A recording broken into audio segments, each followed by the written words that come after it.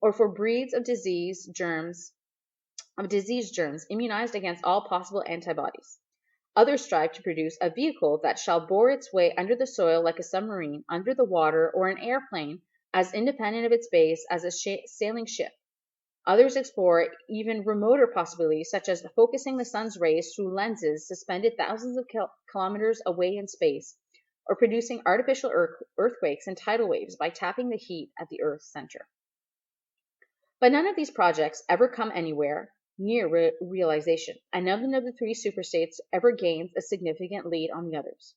What is more remarkable is that all three powers already possess, in the atomic bomb, a weapon far more powerful than any that their present researchers are likely to discover.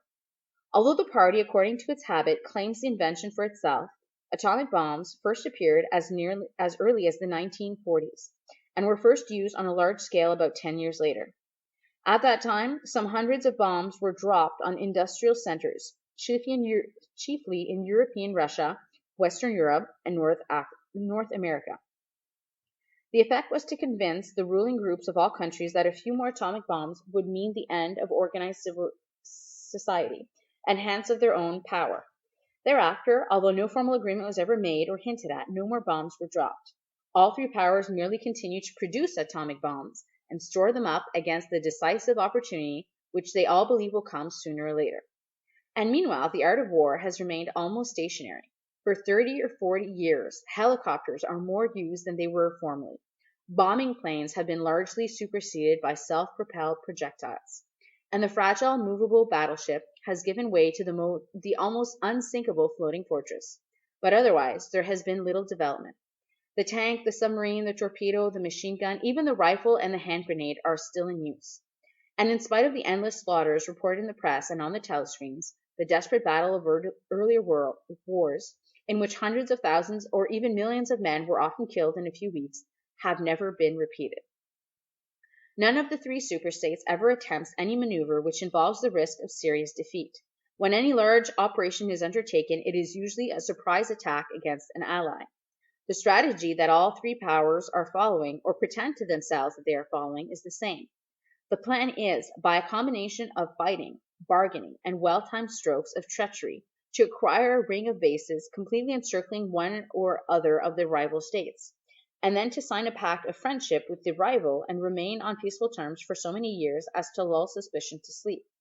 During this time, rockets loaded with atomic bombs can be assembled at all the strategic spots. Finally, they will all be fired simultaneously, with effects so devastating as to make retaliation impossible. It will then be time to sign a pact of friendship with the remaining world power in preparation for another attack. This scheme, it is hardly necessary to say, is a mere daydream, impossible of realization. Moreover, no fighting ever occurs except in the disputed area around the equator of the pole. No invasion of enemy territory is ever undertaken. This explains the fact that in some places the frontiers between the superstates are arbitrary. Eurasia, for example, could easily conquer the British Isles, which are geographically part of Europe. Or on the other hand, it would be possible for Oceania to push its frontiers to the Rhine or even to the Vistula. But this would violate the principle, followed on all sides, though never formulated, of cultural integrity. If Oceania were to conquer the areas that used once to be known as France and Germany, it would be necessary either to exterminate the inhabitants, a task of great physical difficulty, or to assimilate a population of about 100 million people, who, so far as technical development goes, are roughly on the oceanic level. The problem is the same for all three superstates. It is absolutely necessary to their structure that there should be no contact with foreigners except, to a limited extent, with war prisoners and colored slaves. Even the official ally at the moment is always regarded with the darkest suspicion. War prisoners apart, the average citizen of Oceania never sets eyes on a citizen of either Eurasia or East Asia, and he is forbidden the knowledge of foreign languages. If he were allowed contact with foreigners, he would discover that they are creatures similar to himself, and that most of what he has been told about them is lies. Then the sealed world in which he lives would be broken, and the fear, hatred, and self-righteousness on which his morale depends might evaporate. It is therefore realized on all sides that however often Persia or Egypt or Java or Ceylon may change hands, The main frontiers must never be crossed by anything except bombs. Under this lies a fact never mentioned aloud, but tacitly understood and acted upon, namely, that the conditions of life in all three superstates are very much the same. In Oceania, the prevailing philosophy is called Ingsoc. In Eurasia, it is called Neo-Bolshevism. And in East Asia, it is called by a Chinese name usually translated as death worship, but perhaps better rendered as obliteration of the self. The citizen of Oceania is not allowed to know anything of the tenets of the other two philosophies, but he is taught to execrate them as barbarous outrages upon morality and common sense. Actually, the three philosophies are barely distinguishable, and the social system which they support are not distinguishable at all.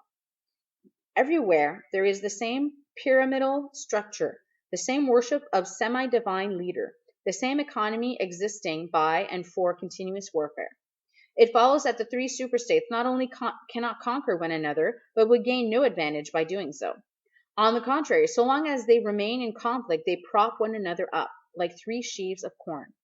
And as usual, the ruling groups of all three powers are simultaneously aware and unaware of what they are doing. Their lives are dedicated to world conquest, but they also know that it is necessary that the war should continue everlastingly and without victory. Meanwhile, the fact that there is no danger of conquest makes possible the denial of reality, which is the special feature of Ingsoc and its rival system of thought. Here it is necessary to repeat what has been said earlier, that by becoming continuous war has fundamentally changed its character.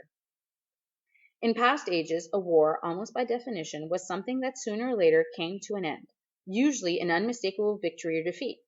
In the past, also, war was one of the main instruments by which human societies were kept in touch with physical reality. All rulers in all ages have tried to impose a false view of the world upon their followers, but they could not afford to encourage any illusion that tended to impair military efficiency. So long as defeat meant the loss of independence or some other result generally held to be undesirable, the precautions against defeat had to be serious. Physical facts could not be ignored. In philosophy or religion or ethics or politics, 2 and 2 might make 5, but when one was designing a gun or an airplane, they had to make 4. Inefficient nations were always conquered sooner or later, and the struggle for efficiency was inimical to illusions.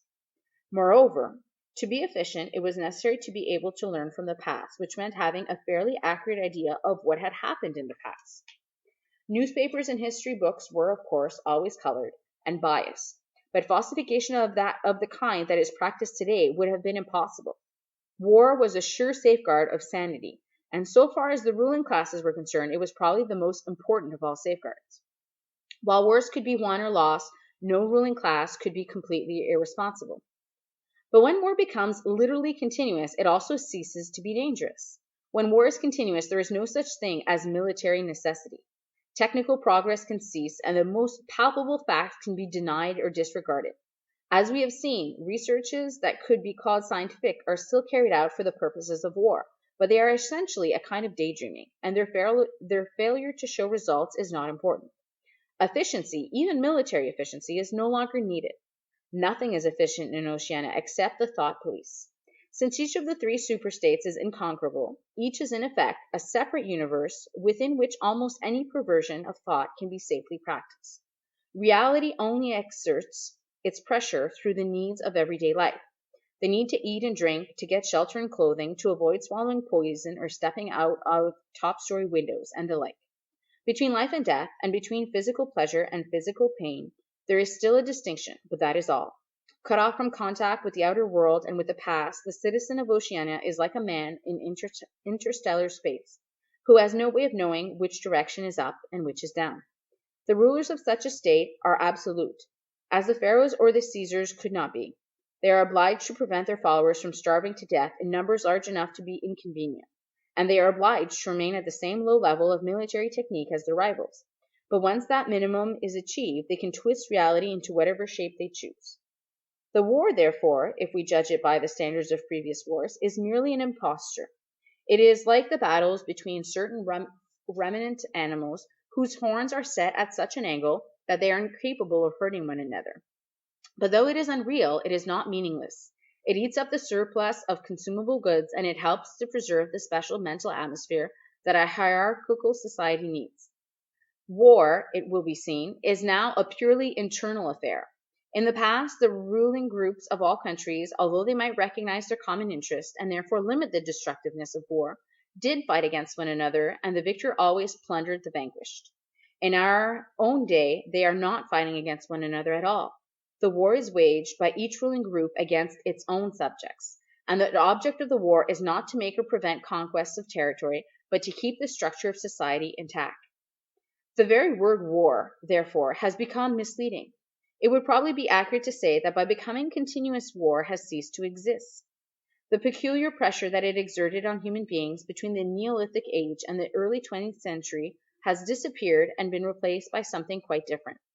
The effect would be much the same if the three superstates, instead of fighting one another, should agree to live in perpetual peace, each inviolate within its own boundaries.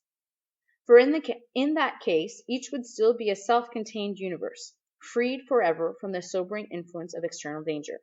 A peace that was truly permanent would be the same as a permanent war.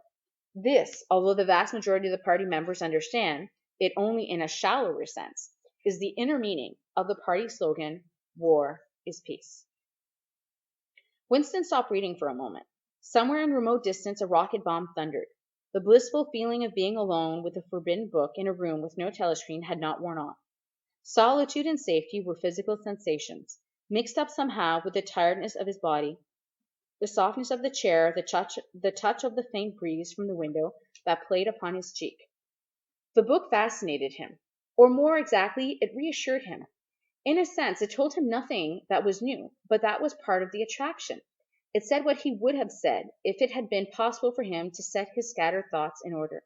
It was the product of a mind similar to his own, but enormously more powerful, more systematic, less fear-ridden. The best books, he perceived, are those that tell you what you know already. He had just turned back to chapter 1 when he heard Julia's footsteps on the stair and started out of his chair to meet her. She dumped her brown tulle bag on the floor and flung herself into his arms. It was more than a week since they had seen one another. "I got the book," he said as they disentangled themselves. "Oh, you've got it? Good," she said without much interest, and almost immediately knelt down beside the oil stove to make the coffee. They did not return to the subject until they had been in bed for half an hour. The evening was just cool enough to make it worthwhile to pull up the counterpane. From below came the familiar sound of singing and the scrape of boots on the flagstones. The brawny red-armed woman whom Winston had seen there on his first visit was almost a fixture in the yard. There seemed to be no hour of daylight when she was not marching to and fro between the washtub and the line, alternately gagging herself with clothes pegs and breaking forth into lusty song. Julia had settled down on her side and seemed to be already on the point of falling asleep. He reached out for the book, which was lying on the floor, and sat up against the bedhead. "We must read it," he said. "You too, all members of the Brotherhood have to read it." "You read it," she said with her eyes shut. "Read it aloud. That's the best way. Then you can explain it to me as you go." The clock hand said 6, meaning 18. They had 3 or 4 hours ahead of them. He propped the book against his knees and began reading. Chapter 1. Ignorance is Strength. Throughout recorded time, and probably since the end of the Neolithic age, there have been 3 kinds of people in the world: the high, the middle, and the low. They have been subdivided in many ways. They have borne countless different names, and their relative numbers, as well as their attitude toward one another, have varied from age to age. But the essential structure of society has never altered. Even after enormous upheavals and seemingly irrevocable changes, the same pattern has always reasserted itself, just as the gyroscope will always return to equilibrium, however far it is pushed one way or the other. "Julia, are you awake?" said Winston. "Yes, my love, I'm listening. Go on. It's marvelous." He continued reading. "The aims of these three groups are entirely irreconcilable. The aim of the high is to remain where they are. The aim of the middle is to change places with the high. The aim of the low, when they have an aim, for it is an abiding characteristic of the low that they are too much crushed by drudgery to be more than intermittently conscious of anything outside their daily lives, is to abolish all distinctions and create a society in which all men shall be equal.